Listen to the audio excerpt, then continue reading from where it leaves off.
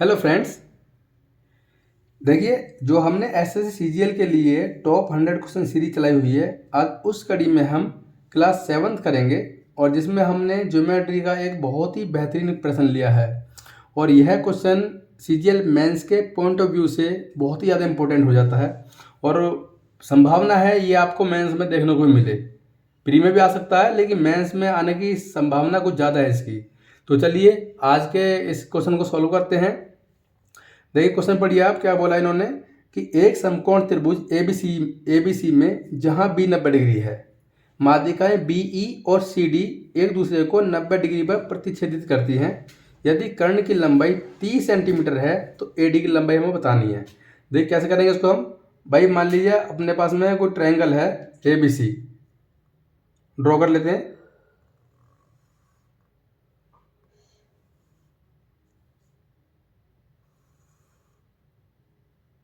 ठीक है, ये अपना ट्रायंगल है ए बी सी, यहाँ पर राइट एंगल है।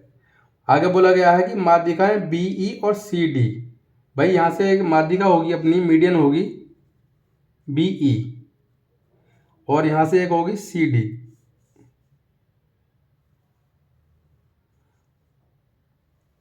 इस तरह से, ठीक है, सी डी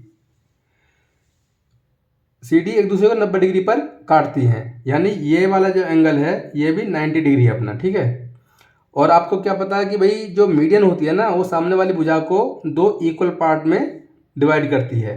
ठीक है, इस तरह से जो सी डी अपनी मीडियन है वो भी इसको दो इक्वल पार्ट में डिवाइड करेगी। यहाँ तो बात समझ में आई आपको। ठीक है, अब देखिए एक प्रॉपर्टी क्या होती है, जब भी अपने पास में कोई ट्रायंगल होता है ना और हमारी दो मीडियन एक दूसरे को 90 डिग्री पर क्रॉस करती हैं, तो इस केस में एक प्रॉपर्टी होती है। वो क्या होती है मैं इधर लिख देता हूँ। क्या होता है उसमें, ए बी का स्क्वायर, ए बी का स्क्वायर प्लस ए सी का स्क्वायर बराबर होता है 5BC के स्क्वायर के, 5BC के स्क्वायर के। ठीक है,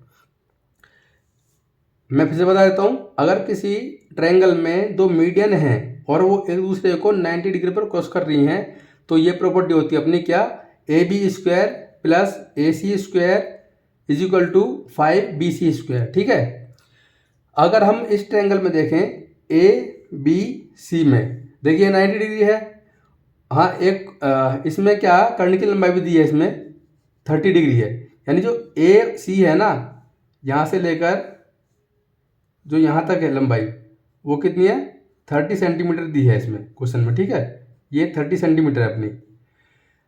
भाई पाइथागोरस में क्या कहती है, जो कर्ण का स्क्वायर होता है, जो हाइपोटेनस का स्क्वायर होता है, वो बेस के स्क्वायर के और जो लंब होता है अपना परपेंडिकुलर उसके स्क्वायर के बराबर होता है। तो अगर मैं यहाँ से मैं क्या लिख सकता हूँ, देखिए ए सी स्क्वायर में से अगर मैं ए बी स्क्वायर माइनस कर दूँ तो बी सी स्क्वायर आ जाएगा। भाई ए सी स्क्वायर में से अगर मैं ए सी स्क्वायर में से अगर मैं ए बी स्क्वायर माइनस कर दूँ, माइनस का ए बी स्क्वायर कर दूँ, तो क्या निकल गया मेरे पास में, बी सी स्क्वायर आ जाएगा पाइथागोरस प्रमेय से। ठीक है, अब देखिए सॉल्व कर लेते हैं उसको हम। देख ए बी स्क्वायर से ए बी स्क्वायर कट जाएगा। यहाँ क्या बचा अपना 2AC स्क्वायर, 2AC स्क्वायर बचा बराबर 6BC स्क्वायर, 6BC स्क्वायर, 2 से जाएगा 3 बढ़ जाएगा ये। अगर यहाँ मैं AC की वैल्यू 30 रख देता हूँ तो 30 का स्क्वायर क्या हो जाएगा, 900 हो जाएगा, 900। अब देखिए 3 से फिर काट देंगे इसको हम, 3 3 9, 300।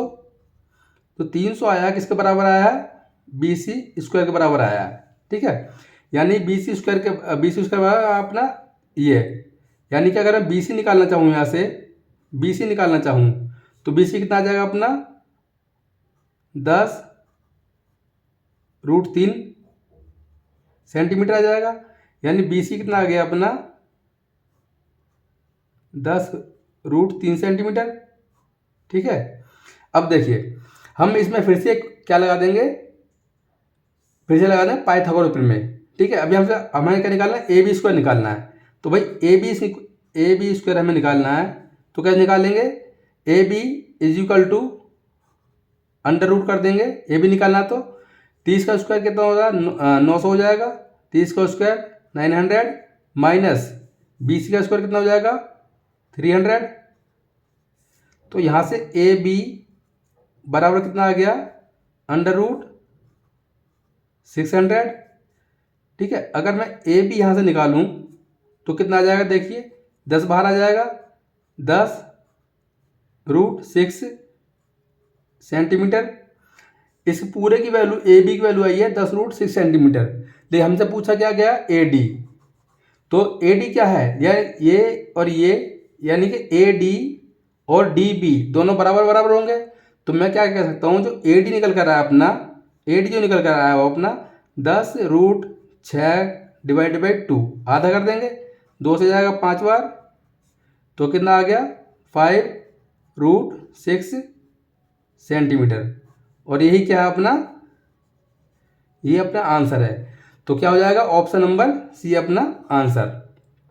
तो फ्रेंड्स, ये क्वेश्चन एक बहुत ही ज़्यादा कॉन्सेप्चुअल क्वेश्चन था और इम्पोर्टेंट भी अपने आप में। तो अगर आगे से ऐसा कोई प्रश्न आपके सामने आएगा तो मैं उम्मीद करता हूँ कि आप इजीली इसको सोल्व कर पाएंगे। मैं फिर से बोलता हूँ कि ये क्वेश्चन सीजीएल मेंस के पॉइंट ऑफ व्यू से बहुत ज़्यादा इम्पोर्टेंट क्वेश्चन है। तो आप इस कॉन्सेप्ट को याद रखेंगे। तो उम्मीद करता हूँ कि आपको आज की क्लास पसंद आई होगी। अगर आपको आज कुछ नया सीखने को मिला है तो प्लीज़ वीडियो को लाइक कीजिए, इसको शेयर कीजिए, और अभी तक आपने चैनल को सब्सक्राइब नहीं किया है तो प्लीज़ चैनल को सब्सक्राइब जरूर कर लें।